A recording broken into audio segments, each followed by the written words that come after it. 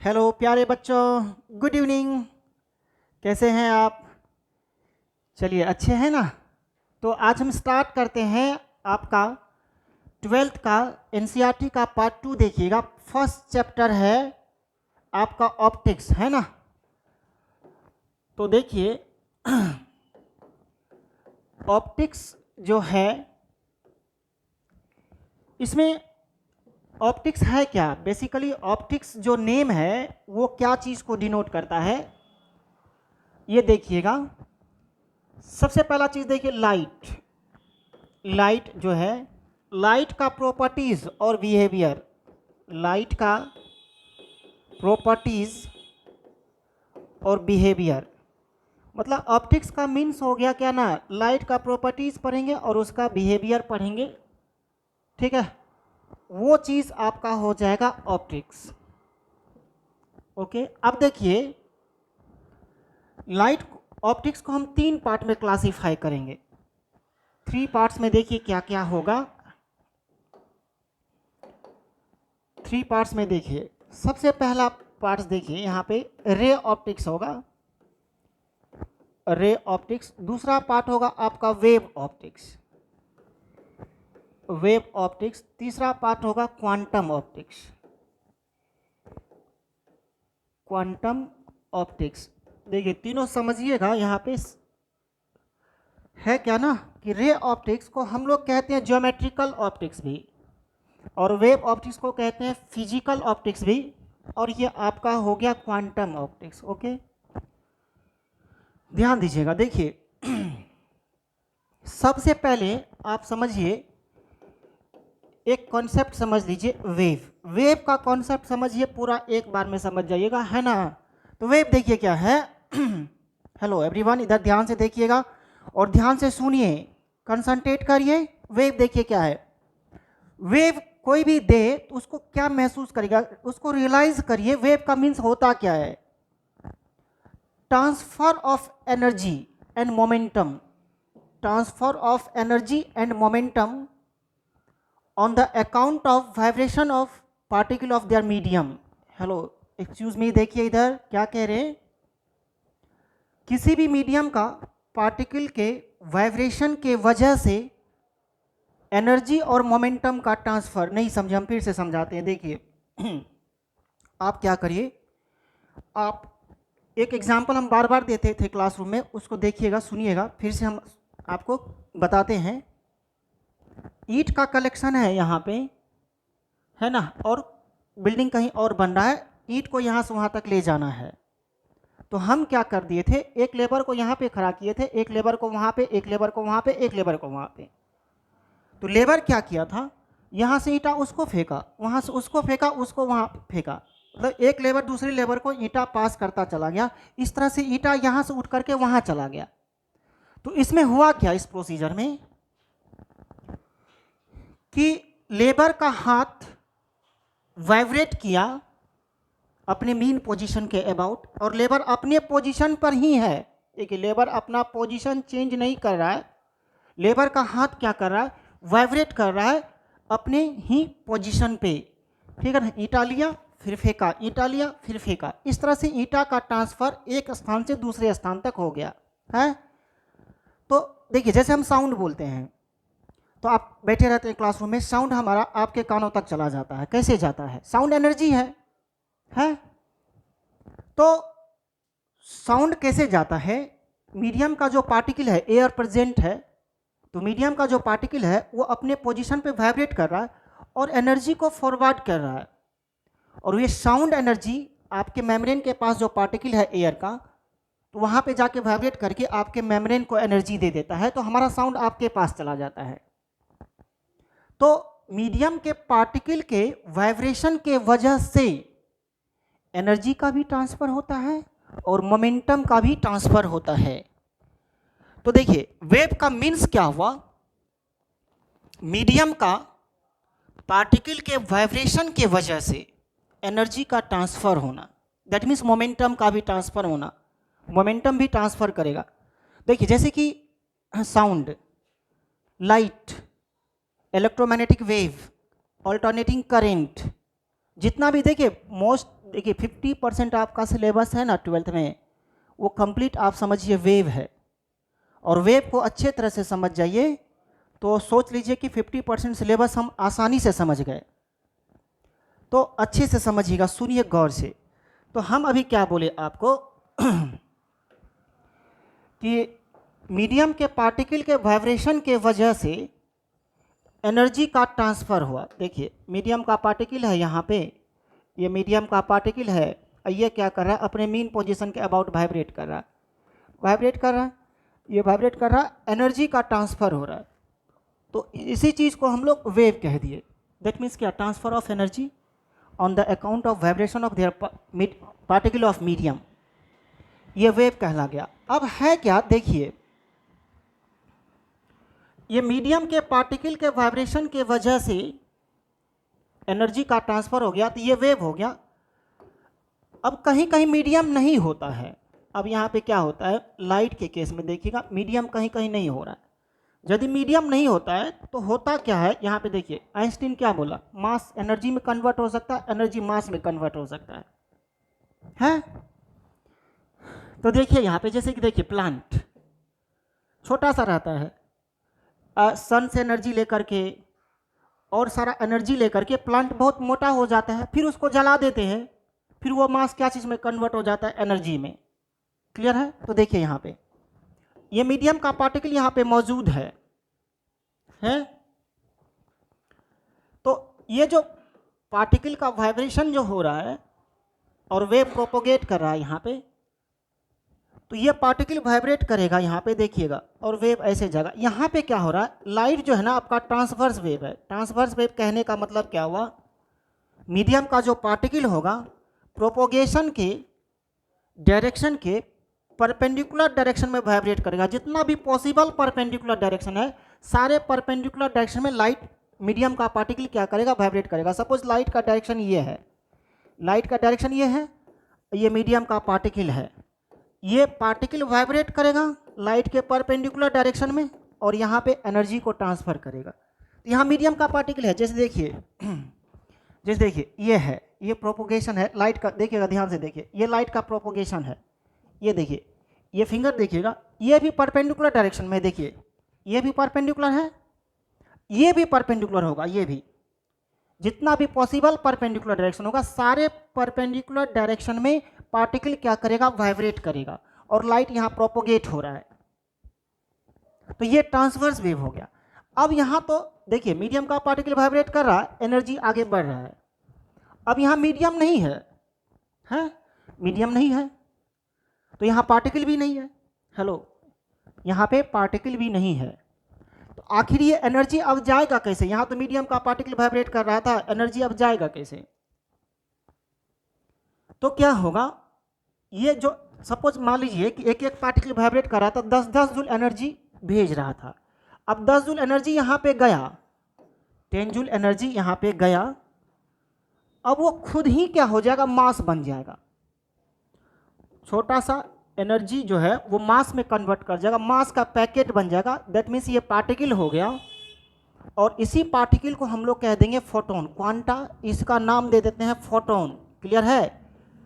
इसी पार्टिकल का नाम कह देते हैं फोटोन। अब ये फोटोन लाइट के स्पीड से ट्रैवल करेगा जब तक मीडियम नहीं है। जब तक मीडियम नहीं है ये फोटोन लाइट के स्पीड से ट्रैवल करेगा, और जैसे ही फिर यहाँ पे मीडियम मिला, ध्यान से सुनिए, एकदम गौर से सुनिएगा, जैसे ही यहाँ पे मीडियम मिला, ये जो पार्टिकल था फिर वो एनर्जी में कन्वर्ट हो जाएगा 10 जूल एनर्जी में, और ये क्या होगा बच्चे, फिर मीडियम का पार्टिकल वाइब्रेट करेगा, और मीडियम का पार्टिकल वाइब्रेट करेगा, और ये एनर्जी आगे ट्रांसफ़र होगा। तो क्या देखें आप, जब तक मीडियम है दोनों साइड में, तब मीडियम का पार्टिकल वाइब्रेट कर रहा है और एनर्जी का ट्रांसफ़र होगा, चाहे वो लाइट एनर्जी हो, साउंड एनर्जी हो, इलेक्ट्रिक एनर्जी हो, what ever the form of energy. Is it clear? तो यहाँ पे ये वेव नेचर शो कर रहा है। हेलो बच्चे, यहाँ पे वेव नेचर शो किया, यहाँ पे कौन सा नेचर शो किया, ये पार्टिकल नेचर शो किया, फिर यहाँ पे कौन सा नेचर शो किया, वेव नेचर। वेव मीन्स क्या, हम आपको एकदम कहे थे पहला इंप्रेशन बनाने के लिए दिमाग में कि वेव क्या होता है, इसको रियलाइज करिए। वेव मतलब ट्रांसफर ऑफ एनर्जी। किस वजह से? मीडियम का पार्टिकल के वाइब्रेशन की वजह से, है ना। तो देखिए ये वेव नेचर शो किया, ये भी वेव नेचर, यहाँ पार्टिकल नेचर। पार्टिकल कौन सा पार्टिकल? फोटोन। और आइंस्टीन के हिसाब से फोटोन का एनर्जी E बराबर क्या? mc²। तो देखिए बच्चे, तो यहाँ पे क्या होगा, इसी फोटोन को ना हम लोग कह देते हैं कैरियर। इसी फोटोन को हम लोग कह देते हैं कैरियर, वाहक, एनर्जी ढोने वाला। क्लियर है? तो अब यहाँ पे देखिएगा, हम क्या बताएं, जब तक मीडियम मौजूद है तब तक वेव नेचर, और मीडियम नहीं है तो पार्टिकल नेचर, और मीडियम फिर हो गया तो वेव नेचर। तो देखिए हम ऑप्टिक्स को 3 पार्ट में क्लासीफाई किए थे। एक आपको क्या बोले थे? Ray optics. क्लियर है? और दूसरा क्या बोले आपको हम? Wave optics. और तीसरा क्या बोले? क्वांटम ऑप्टिक्स बोले थे। अब यहाँ पे फिर से वापस चलिए, देखिए अब अच्छा से समझ में आ जाएगा। लाइट को जब हम डिस्कस करेंगे एज रेज, रे के तरह डिस्कस करेंगे तो वो रे ऑप्टिक्स होगा, और वेव नेचर के बारे में डिस्कस करेंगे तो वेव ऑप्टिक्स होगा, और ये पार्टिकल नेचर के बारे में डिस्कस करेंगे तो ये क्वांटम ऑप्टिक्स होगा। Is it clear? समझे मेरी बात को? फिर से हम एक बार रिपीट करते हैं बच्चे, देखिएगा हम क्या बोले। कोई भी, सबसे पहला बात वेव समझिए, transfer of energy from one place to another place. किस वजह से? मीडियम के पार्टिकल के वाइब्रेशन की वजह से। आप मेरी बात समझिए, एक चीज़ और भी क्वेश्चन है यहाँ पे हम आपको क्लियर करते जाते हैं। सिर्फ एनर्जी का ट्रांसफर होता है, मतलब मटेरियल का ट्रांसफर नहीं होता है, मैटर का ट्रांसफर नहीं होता। जैसे एक एग्जांपल देते हैं आपको, देखिए बहुत अच्छा एग्जांपल है। आप क्या करिए कि पोखर में, ठीक है ना, वहाँ पे जहाँ पे स्टिल वाटर हो, शांत जल हो, वहाँ पे आप क्या करिए, एक बैडमिंटन कॉर्क आप बगल में रख दीजिए पानी में, और क्या करिए, एक स्टोन वहाँ पे फेंक दीजिए। एक स्टोन फेंकिए वहाँ पे, देखिएगा रिंग रिंग टाइप का बनेगा। एक ऊपर से रिंग, एक नीचे से रिंग। ऊपर वाला क्रेस्ट हो गया शीर्ष, और नीचे वाला ट्रॉ हो गया गर्त। देखिएगा वो जो कॉर्क है, कॉर्क जस्ट ऊपर नीचे करेगा, ठीक है ना, कॉर्क जस्ट ऊपर नीचे करेगा, कॉर्क आगे नहीं जाएगा। मेरी बात समझे? तो वो क्या इंडिकेट कर रहा है? यदि पानी आगे जाता तो कॉर्क भी आगे जाता, लेकिन वो कॉर्क आगे नहीं गया, कॉर्क जस्ट अपने ही पोजीशन पे ऊपर और नीचे कर रहा है। ये इंडिकेट कर रहा है कि वाटर का पार्टिकल अपने ही पोजीशन पे वाइब्रेट कर रहा है और एनर्जी आगे ट्रांसफ़र हो रहा है। कौन सा एनर्जी? हम जो स्टोन फेंके तो स्टोन के पास पोटेंशियल एनर्जी था, वो स्टोन गया तो अपना पोटेंशियल एनर्जी वाटर को दे दिया है। वाटर को एनर्जी दिए तो वो एनर्जी फैलेगा, वो सभी डिस्ट्रीब्यूट होगा, आगे जाएगा वो एनर्जी। तो आगे जाएगा तो जहाँ पे स्टोन आप फेंके हैं, देखिए रिंग बनेगा। रिंग बनेगा तो एक ऊपर वाला रिंग हुआ, एक नीचे वाला रिंग हुआ, एक ऊपर वाला रिंग हुआ, एक नीचे वाला रिंग हो गया। देखिएगा जरा, उसको महसूस करिएगा। तो ऊपर वाला रिंग जो है शीर्ष कहलाता है क्रेस्ट, और नीचे वाला रिंग जो है बच्चे ट्रॉ कहलाता है। देखिएगा, और वो जो बैडमिंटन कॉर्क है जो रखे थे आप पहले से, वो बैडमिंटन कॉर्क जो है जस्ट देखिएगा ऊपर नीचे अप एंड डाउन करता रहेगा। दैट मीन्स क्या इंडिकेट कर रहा है? ये वाटर का ट्रांसफर नहीं हो रहा, जस्ट वाटर का पार्टिकल सिर्फ वाइब्रेट कर रहा है अपने ही पोजीशन पे। दैट मीन्स मैटर का ट्रांसपोर्टेशन नहीं होता। जैसे कि हम यहाँ पे साउंड बोल रहे हैं, क्लियर है? आप क्लासरूम में बैठे हुए हैं, आपके कान में आवाज़ जा रहा है, हम साउंड बोल रहे हैं, आपके कानों में आवाज़ जा रहा है, ठीक है? तो एयर का ट्रांसफ़र नहीं होगा, एयर का पार्टिकल अपने ही पोजीशन पे क्या करता रहेगा? वाइब्रेट करता रहेगा, अपने ही पोजीशन पे वाइब्रेट करता जाएगा, ठीक है? और एनर्जी सिर्फ ट्रांसफ़र होता जाएगा, और ये एनर्जी आपके कानों में चला जाएगा। एयर जहाँ है वहीं रहेगा, ये कंप्रेशन और रेयरफेक्शन, कंप्रेशन और रेयरफेक्शन होता रहेगा। क्लियर है?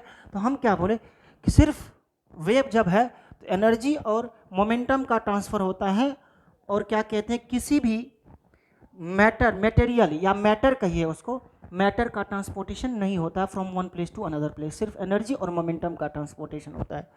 तो वेव नेचर के बारे में जो डिस्कस करते हैं वो आपको वेव ऑप्टिक्स हो गया, और पार्टिकल नेचर के बारे में, ये जो फोटोन के बारे में डिस्कस करते हैं, वो आपका क्वांटम ऑप्टिक्स हो गया। क्लियर है? तो देखिए बच्चों, हम लोग क्या करते हैं, सबसे पहले ऑप्टिक्स का डेफिनेशन लिखिएगा, है ना।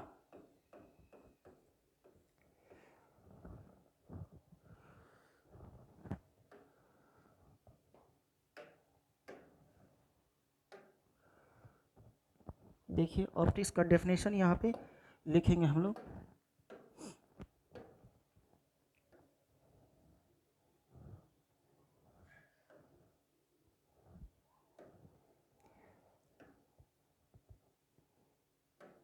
देखिए ये ऑप्टिक्स का डेफिनेशन हो गया, the branch of physics which deals with the study of properties and behaviour of light including it's interaction with matter is called optics. ठीक है, अब लिखते हैं, it is classified into 3 types.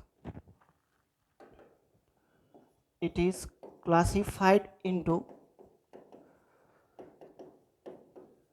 3 types. ठीक है, फर्स्ट में आप लिखेंगे रे ऑप्टिक्स, रे ऑप्टिक्स, या नहीं तो इसको देंगे ज्योमेट्रिकल ऑप्टिक्स, ज्योमेट्रिकल ऑप्टिक्स है, या नहीं तो इसको हम लोग बोले थे ज्यामितीय प्रकाशिकी।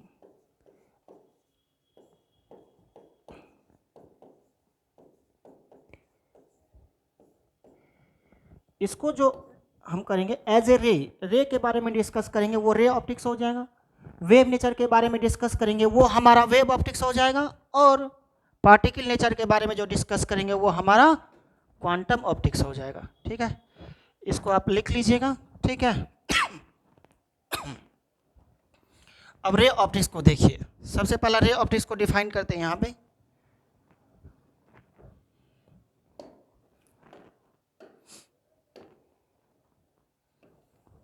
The branch of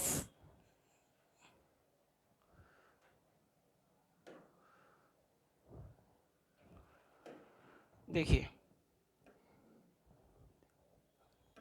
the branch of optics which deals with the study of light as rays is called ray optics और geometrical optics.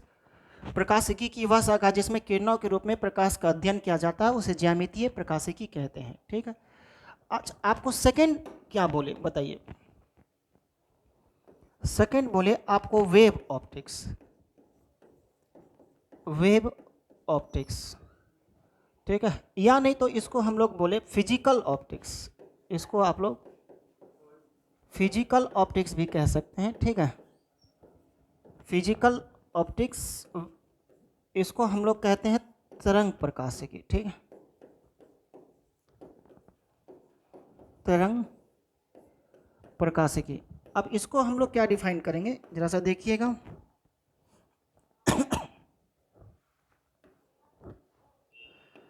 The branch of optics which deals with the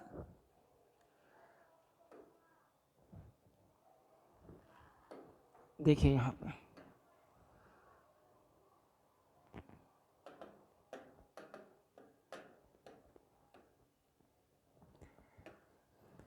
the branch of optics which deals with the study of light as particle, no sorry,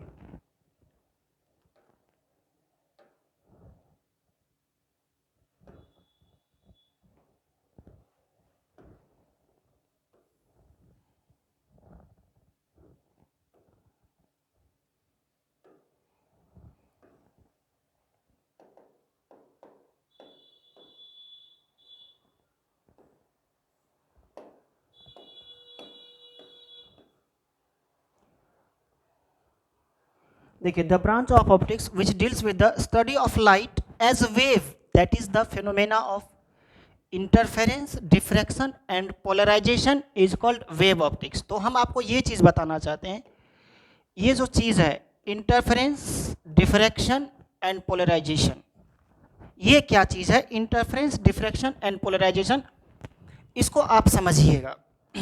हम 2-3 तरह से 2-3 examples हम आपको समझाने का प्रयास करते हैं, ट्राई करते हैं, आप समझ ही जाइएगा, आप अच्छे बच्चे हैं, है ना। तो देखिए, और बिल्कुल समझ जाइएगा, ध्यान से देखिए, बहुत दही चूड़ा खाए हैं, एनर्जेटिक होंगे, और अभी ध्यान से समझिए, एकदम अच्छे से समझेंगे। ठीक है, देखिएगा हम क्या कह रहे थे। ये इंटरफेरेंस, डिफ्रैक्शन एंड पोलराइजेशन, इस चीज़ को हम आपको समझाते हैं। देखिए आप क्या करिए, इसको आप लिख लीजिएगा, है ना, क्या था, वेव ऑप्टिक्स, उसके बाद डेफिनेशन लिख लीजिएगा, तब हम ट्राई करते हैं, तब इसका रिप्रेजेंटेशन बताते हैं। पहले इंटरफेरेंस टर्म बता देते हैं, डिफ्रैक्शन टर्म बता देते हैं, पोलराइजेशन बता देते हैं। ठीक है, तब आगे हम लोग इसको आप लोग लिख लीजिएगा।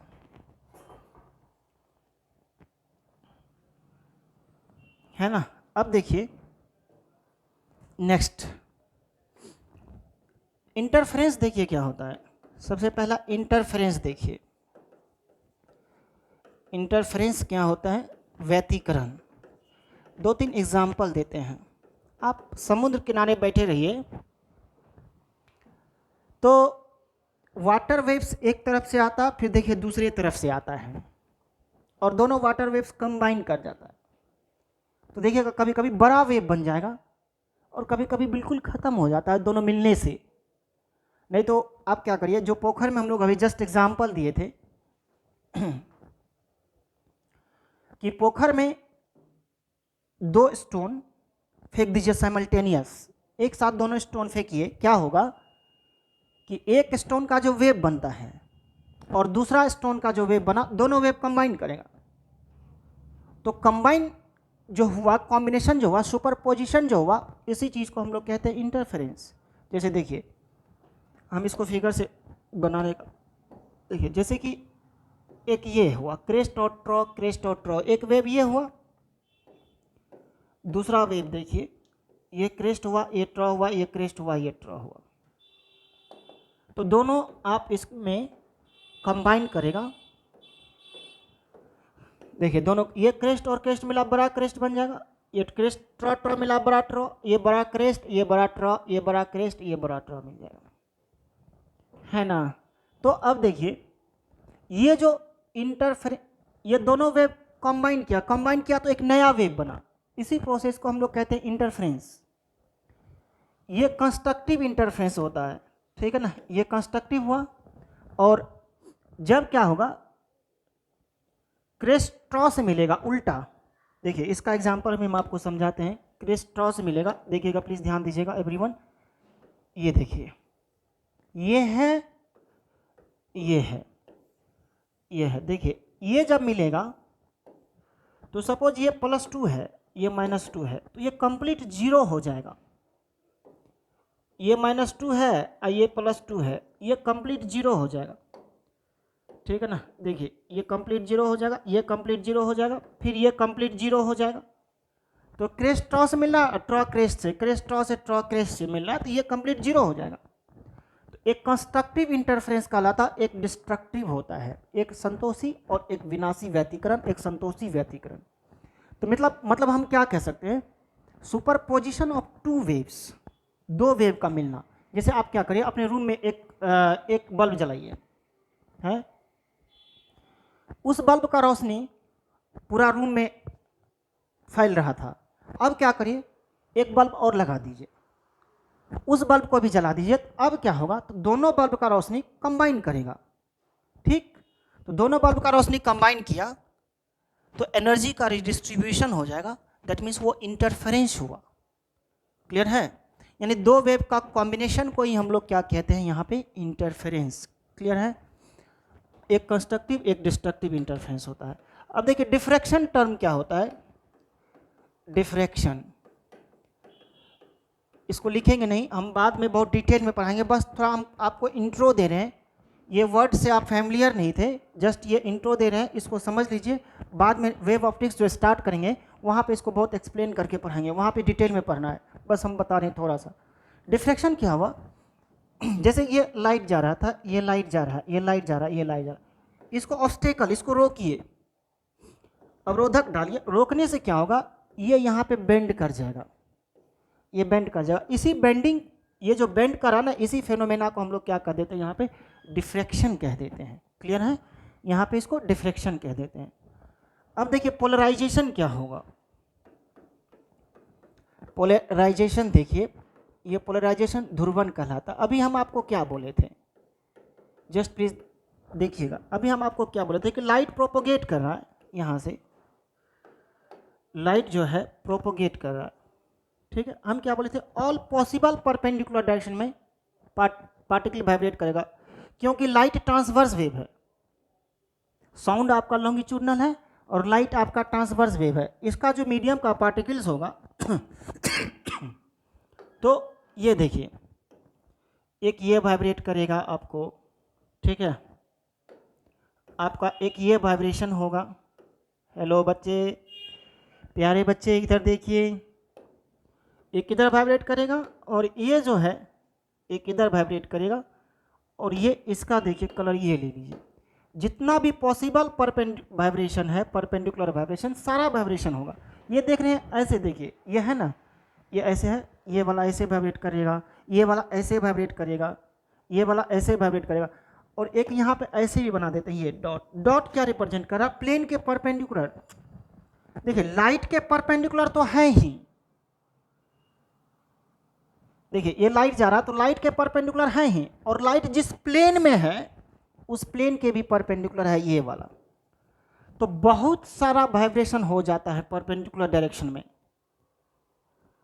तो पोलराइजेशन क्या हुआ, सभी वाइब्रेशन को रोक दीजिए, सभी वाइब्रेशन को रोक दीजिए, सिर्फ एक वाइब्रेशन को जाने दीजिए, सिर्फ एक वाइब्रेशन को पास करने दीजिए, वाइब्रेट करने दीजिए, और सारा को रिस्ट्रिक्ट कर दीजिए, सिर्फ एक पार्टिकल एक डायरेक्शन में वाइब्रेट करेगा पार्टिकल। तो ये पोलराइजेशन हो गया, और सारा वाइब्रेशन को हमको रोक देना है, रिस्ट्रिक्ट कर देना। तो सारा वाइब्रेशन को रिस्ट्रिक्ट कर देंगे, तब जो ये वाला हो जाएगा ये पोलराइजेशन कहलाएगा। क्लियर हुआ? इसको लिखना नहीं है, बस ये हम समझा रहे थे, 3 वर्ड हम आपको समझाए हैं, इंटरफेरेंस, डिफ्रैक्शन और पोलराइजेशन, है ना। इंटरफेरेंस क्या, सुपरपोजिशन ऑफ 2 वेव्स, 2 तरंग का मिलना, 2 लाइट वेव्स का मिलना, 2 साउंड वेव का मिलना, किसी भी 2 वेव का कॉम्बिनेशन को हम लोग क्या कर देंगे, इंटरफेरेंस, व्यतिकरण। डिफ्रैक्शन क्या हुआ, जब उसको हम ऑब्स्टेकल डाल देंगे तब जो वो बेंड करेगा वो डिफ्रैक्शन हो गया। और पोलराइजेशन क्या हुआ, सारे वाइब्रेशन को रिस्ट्रिक्ट कर देंगे, सिर्फ एक वाइब्रेशन को पास कर देंगे, जाने के लिए करेंगे, वो आपका पोलराइजेशन हो गया। बच्चे प्यारे देखिए, ये समझ गए। अब यहाँ पे हम रिप्रेजेंटेशन ऑफ वेव कहते हैं, ठीक है ना, ये लिखेंगे आप, representation of wave, representation of wave, है ना। तो ये रिप्रेजेंट कैसे करेंगे वेव को, जरा सा देखिएगा।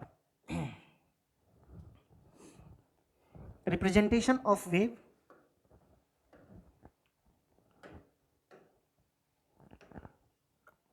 देखिए हमारा कैसे रिप्रेजेंट करेंगे, कैसे सोचे प्रेजेंट करने के लिए, आप ध्यान दीजिएगा, एकदम बिल्कुल अच्छे से समझिए। पहला क्लास है और पूरा कंसंट्रेट करके समझिए, ध्यान से समझिए। घर में बैठे हैं, फुल टाइम दीजिए पढ़ाई पर, अच्छा होगा, ठीक है ना। तो हम कह रहे थे कि प्रेजेंट कैसे करेंगे वेव को। हम क्या बोले, मीडियम का पार्टिकल वाइब्रेट करेगा, तो देखिए हमारा हाथ ईंटा फेंक रहा है, वाइब्रेट करेगा, ये 0 डिग्री पे, इसको 0 डिग्री मानिए, जिसको हम लोग कहते हैं मीन पोजीशन। बच्चे मीन पोजीशन, अब ईंटा फेंक रहे हैं, हाथ बढ़ाएंगे बढ़ाएंगे बढ़ाएंगे बढ़ाएंगे, वहां तक गए, तो फिर आया यहाँ मीन पोजीशन पे आ गया, ईंटा फेंक करके मीन पोजीशन पे आ गए, ये हाफ पीरियड कंप्लीट हुआ। देखिए मेरे हाथ में ईंटा था, ओरिजिनल पोजीशन क्या था, मेरे हाथ में ईंटा था, हम इसको फेंक दिए, फिर आए, मेरा हाथ खाली हो गया, फिर इधर से जाकर के ईंटा लेंगे, फिर यहाँ पे आएंगे, ये 1 कंप्लीट वाइब्रेशन हुआ। तो इसको प्रेजेंटेशन देखिए क्या करेंगे, इसको जो हम दिखाते हैं, ये यहाँ गया, ठीक है, प्रेजेंटेशन ऑफ वेव देखिए, ये है, ये आपका मीन पोजीशन है, ये आपका मीन पोजीशन हो गया, मीन पोजीशन हो गया। अब यहाँ से क्या करेगा, ये यहाँ पे गया एक्सट्रीम पोजीशन पे, जितना जा सकता था हाथ ईंटा फेंकने के लिए गया, फिर यहाँ से गया, फिर यहाँ से लौटा, फिर यहाँ से गया ये यहाँ पे, फिर यहाँ से लौटेगा। तो ये 0 डिग्री होता है, ये 90 डिग्री, ये 180 डिग्री और ये 270 डिग्री, फिर लौट के आया 360। देखिए अब इसको कैसे डिस्प्लेसमेंट, देखिए मीन पोजीशन से हम आगे बढ़ रहे हैं, डिस्प्लेसमेंट धीरे धीरे धीरे धीरे धीरे बढ़ता जा रहा, बढ़ता जा रहा, बढ़ता जा रहा, बढ़ता जा रहा, यहाँ पे मैक्सिमम, फिर धीरे धीरे धीरे धीरे डिस्प्लेसमेंट घटता जा रहा, घटता रहा 0, फिर धीरे धीरे धीरे डिस्प्लेसमेंट बढ़ता जा रहा, बढ़ता जा रहा, बढ़ता जा रहा, बढ़ता जा रहा मैक्सिमम, फिर घटता जा रहा 0। देखिए यहाँ पे देखिएगा, हम इस पे समझाते हैं, प्लीज़ ध्यान दीजिएगा, ट्राई करते हैं, आप भी ध्यान रखिए, 100% कंसंट्रेशन इधर करिए, घर में इधर उधर टीवी देखने में नहीं लग जाइए, इधर देखिए, और सब चीज़ों को खोल करके मोबाइल में नहीं देखिएगा, सिर्फ यूट्यूब पे पढ़ाई देखिए, है ना, और कोई चीज़ काम नहीं देगा, पढ़ाई में बिलीव करिए, अच्छा होगा। देखिए ये यहाँ है, ये वाई एक्सिस में डिस्प्लेसमेंट देखिए इतना ठो होगा, वाई एक्सिस में डिस्प्लेसमेंट इतना ठो हो गया, फिर यहाँ पे गया, फिर डिस्प्लेसमेंट इतना ठो होगा, फिर यहाँ पे गया, फिर डिस्प्लेसमेंट इतना ठो गया, फिर यहाँ पे गया, ये डिस्प्लेसमेंट वाई एक्सिस में मैक्सिमम हो गया, दैट मीन्स ये 90 डिग्री पे पहुँच गया। देखिए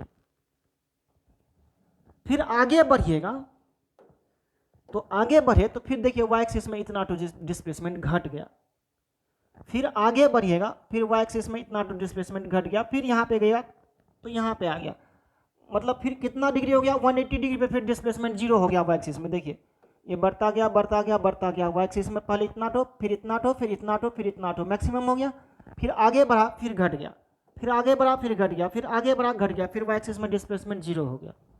फिर दूसरा साइड में ईंटा फेंक दिए, फिर दूसरा साइड में जाएंगे, फिर देखिए डिस्प्लेसमेंट बढ़ता गया, फिर डिस्प्लेसमेंट बढ़ता गया, फिर यहाँ पे बढ़ के मैक्सिमम हो गया, फिर घटता गया, फिर घटता गया, फिर घटता गया। तो इसको एक पूरा कंप्लीट वाइब्रेशन कंप्लीट कर लिया, तो इसको प्रेजेंटेशन देखिए कैसे करेंगे हम।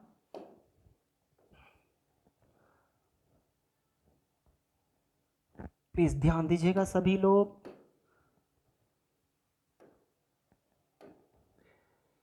ये है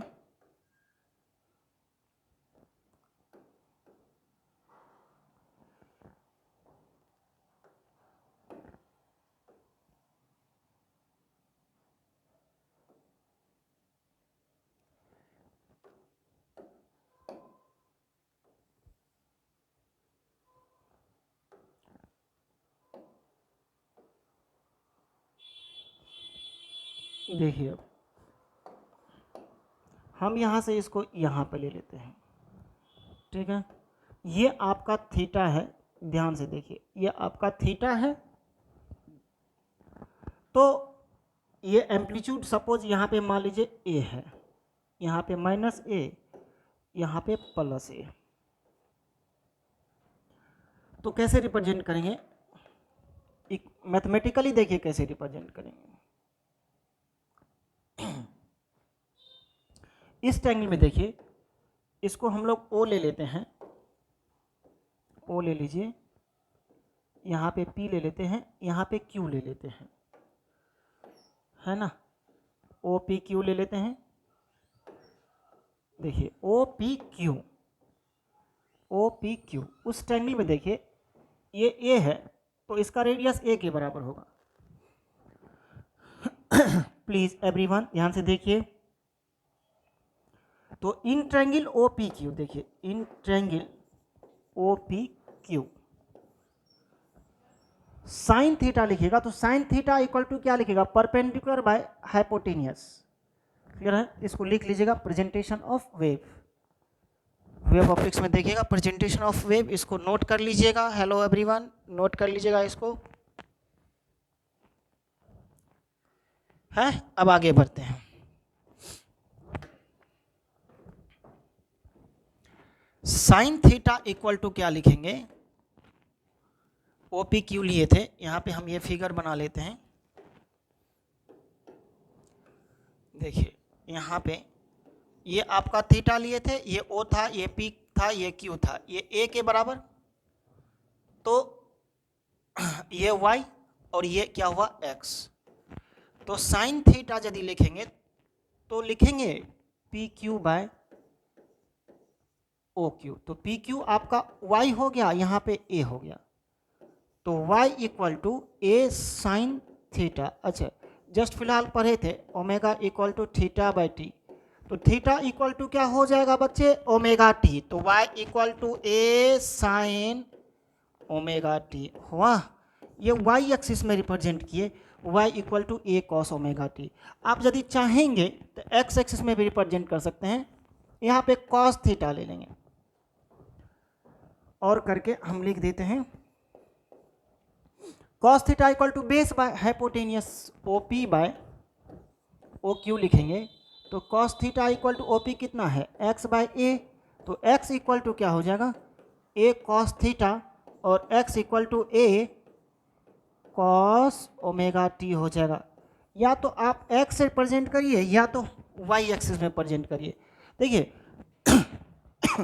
हम तो कहेंगे कि y एक्सिस में प्रेजेंट करिए, y एक्सिस में क्या होगा ना साइन के टर्म में आता है साइनसॉइडल फंक्शन, ये थोड़ा आसान होगा वेव को पूरा एक्सप्लेन करने में, इससे आसान होगा। तो हम y एक्सिस में एक्सप्लेन करेंगे y equal to A sine omega T, और या तो आपका मर्जी है आप जिसमें करना चाहते हैं वेव को x equal to A cos omega T या y equal to A sine omega T. ठीक है, फिलहाल इतना तो इसको नोट कर लीजिए, तब फिर हम क्वांटम ऑप्टिक्स में जाते हैं। तो क्वांटम ऑप्टिक्स में हम लोग क्या करेंगे, पार्टिकल के बारे में डिस्कस करेंगे। ठीक है, रे ऑप्टिक्स में रे के बारे में डिस्कस किए, वेव ऑप्टिक्स में वेव नेचर के बारे में डिस्कस किए, और क्वांटम ऑप्टिक्स में पार्टिकल नेचर के बारे में डिस्कस करेंगे। ठीक है, क्योंकि लाइट का ड्यूअल नेचर होता है वेव और पार्टिकल, जब मीडियम मिलता है तो वेव नेचर, और जब मीडियम नहीं मिलेगा तो पार्टिकल नेचर। तो बच्चों इसको लिख लें कृपया। हेलो स्टूडेंट्स, लिख लीजिए।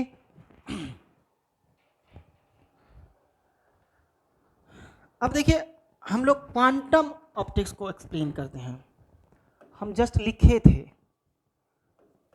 क्वांटम ऑप्टिक्स, ठीक है ना। तो ये जो करेंगे हम लोग क्वांटम ऑप्टिक्स में, ये क्या डिस्कस करेंगे हम आपको पहले भी बताए थे, दो नेचर हो गया, वेव नेचर और पार्टिकल नेचर। तो पार्टिकल नेचर के बारे में जो डिस्कस करेंगे ये क्वांटम ऑप्टिक्स। तब तक फिलहाल अभी हमारा रे ऑप्टिक्स और वेव ऑप्टिक्स दो चैप्टर हमको पढ़ना है सेकेंड पार्ट में।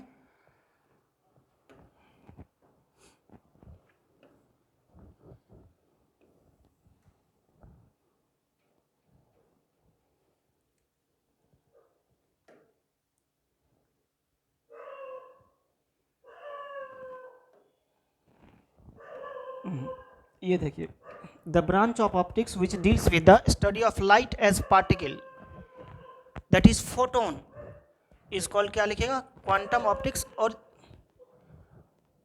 क्वांटम ऑप्टिक्स ले लीजिएगा, ठीक है, इसको हम इरेज कर देते हैं।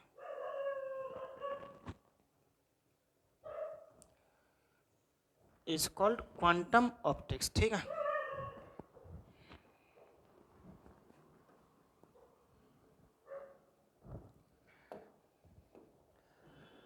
उसे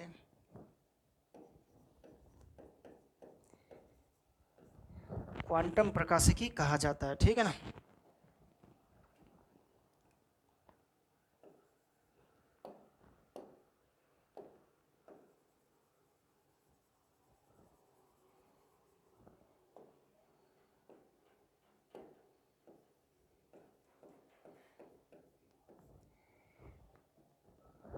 प्रकाशिकी की वह शाखा जिसमें कणों के रूप में प्रकाश का अध्ययन किया जाता है उसे क्वांटम प्रकाशिकी कहा जाता है। ये थर्ड ब्रांच हो गया क्वांटम ऑप्टिक्स, क्लियर हो गया। अब हम लोग स्टार्ट करते हैं फ्रेज रे ऑप्टिक्स और geometrical optics. First chapter start करते हैं। ये इतना इंट्रोडक्शन हो गया, क्या क्या हम एक बार फिर से समरी दे देते हैं। ऑप्टिक्स क्या हुआ, जिसमें लाइट का प्रॉपर्टीज़ और बिहेवियर के बारे में पढ़ेंगे, वो ऑप्टिक्स हो गया। और ऑप्टिक्स को हम लोग तीन पार्ट में क्लासीफाई किए, रे ऑप्टिक्स और क्या वेव ऑप्टिक्स और क्वांटम ऑप्टिक्स। रे ऑप्टिक्स में रे के बारे में डिस्कस करेंगे, वेव ऑप्टिक्स में वेव नेचर के बारे में डिस्कस करेंगे, दैट इज इंटरफ्रेंस, डिफ्रैक्शन और पोलराइजेशन, व्यतिकरण, विवर्तन और ध्रुवन। इस 3 टॉपिक को डिस्कस करेंगे। और next quantum optics. Quantum optics में पार्टिकल नेचर के बारे में डिस्कस करेंगे, जैसे फोटोन, ठीक है ना, फोटोन के बारे में डिस्कस करेंगे। हम आपको तभी भी बताएं लाइट का डबल नेचर होता है, वेव नेचर और पार्टिकल नेचर। ये क्वांटम ऑप्टिक्स हो गया, इसको लिख लीजिए।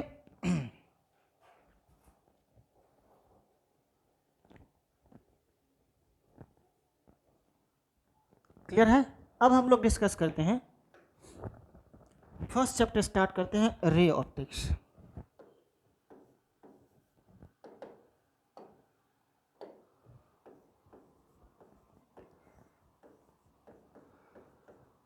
रे ऑप्टिक्स, या नहीं तो इसको हम लोग कहेंगे जियोमेट्रिकल ऑप्टिक्स।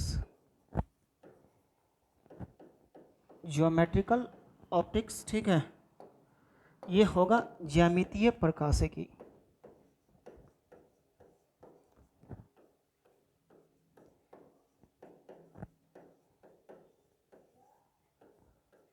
ज्यामितीय प्रकाशिकी, ठीक है। सबसे पहला इसमें हम लोग डिस्कस करेंगे लाइट, ठीक है, लाइट को डिस्कस करेंगे।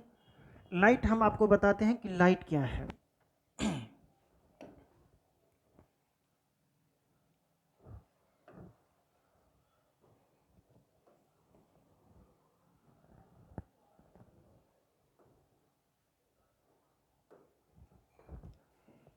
देखिए, ये आपको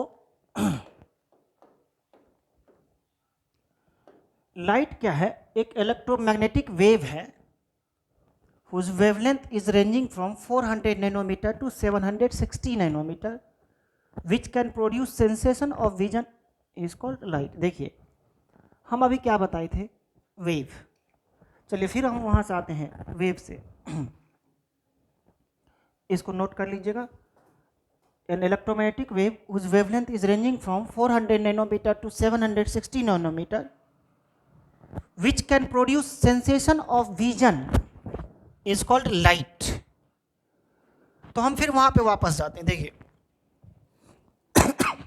इलेक्ट्रोमैग्नेटिक वेव क्या हुआ कि हम ये कह रहे थे कि वेव क्या हुआ, फिर से आपको रिकॉल करते हैं। वेव क्या हुआ, पार्टिकल के वाइब्रेशन के वजह से जो एनर्जी और मोमेंटम का ट्रांसफर होगा, इस चीज को हम लोग वेव कहेंगे। तो वेव 2 टाइप का, एक मैकेनिकल वेव और एक इलेक्ट्रोमैग्नेटिक वेव। मैकेनिकल वेव क्या हुआ, जिसको मीडियम रिक्वायरमेंट है प्रोपोगेशन के लिए, पास करने के लिए, जाने के लिए, गमन करने के लिए मीडियम के बिना नहीं जा सकता है, वो मैकेनिकल वेव। और जिसको बिना मीडियम का भी चला जाए, यानी मीडियम मिलेगा तो वेव नेचर है, मीडियम नहीं मिला तो पार्टिकल नेचर, बिना मीडियम का भी चला जाए, वो इलेक्ट्रोमैग्नेटिक वेव कहलाएगा। जैसे देखिए, इसको आप लिख लिए होंगे, आगे का पेज लेते हैं, देखिएगा, फिर आपको ये सेंड भी कर देंगे।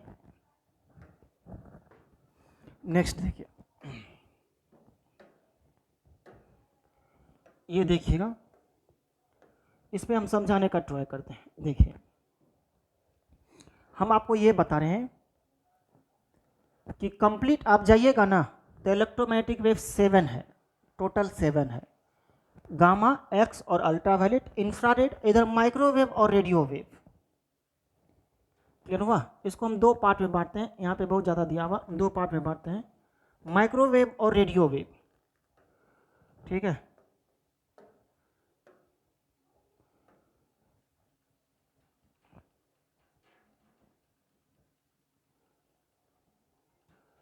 देखिए,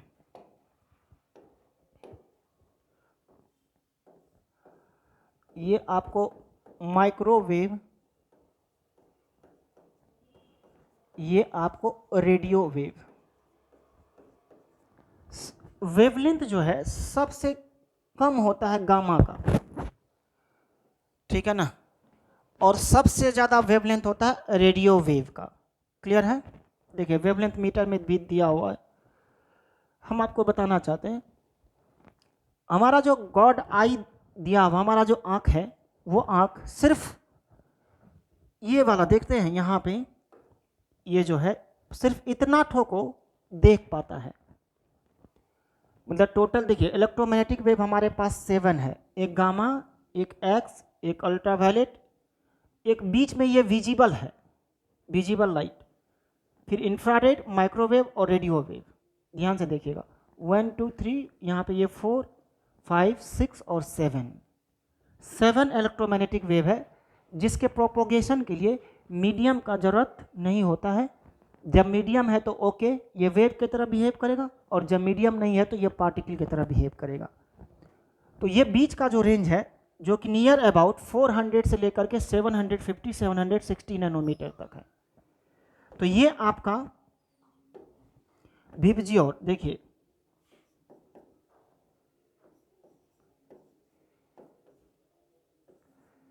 विबजियोर ठीक है, 7 कलर में टूट जाता है, violet, indigo, blue, green, yellow, orange और रेड।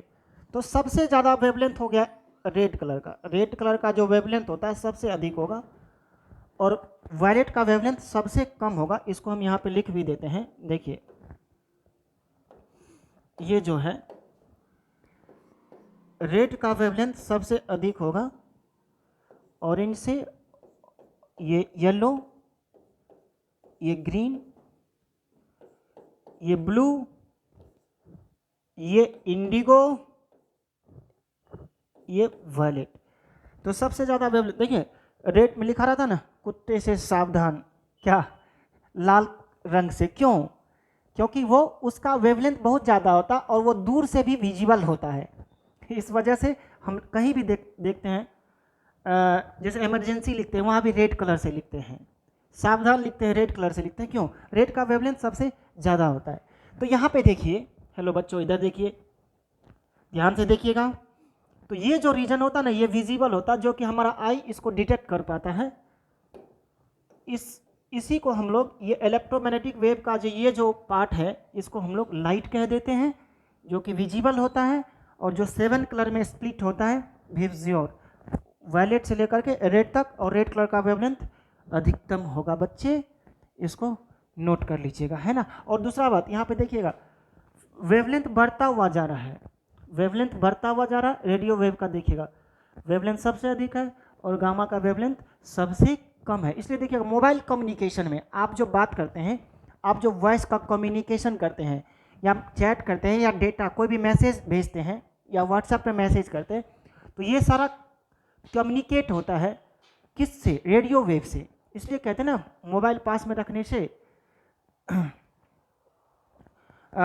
रेडियो वेव ना हार्म करता है। तो वो रेडियो वेव का वेवलेंथ बहुत हाई होता है, इस वजह से ना मोबाइल ऑलवेज पास में नहीं रखना चाहिए, या सोने वक्त नज़दीक में नहीं रखना चाहिए। तो हमारा मोबाइल जो कम्युनिकेशन होता है वो रेडियो वेव पे कम्युनिकेट होता है। तो ये फिगर ड्रॉ कर लीजिएगा, ये हो गया आपका लाइट का पार्ट। क्लियर है? हेलो एवरीवन, देखिए ध्यान से, इसको थोड़ा और बड़ा कर देते हैं।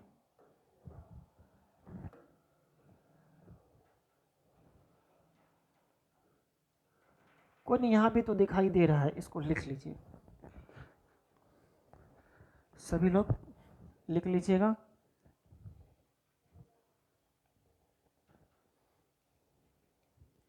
हेलो प्यारे बच्चे, सभी लोग इसको लिख लीजिए।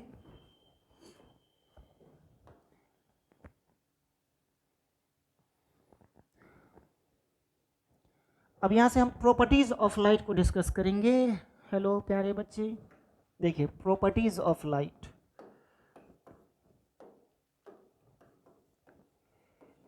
Properties of light,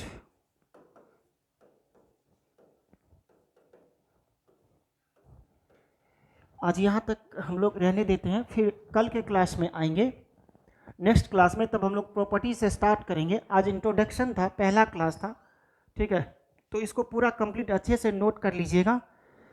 thank you so much everyone. फिर से कल एनर्जी के साथ आइएगा क्लास करने के लिए। Bye bye, Tata.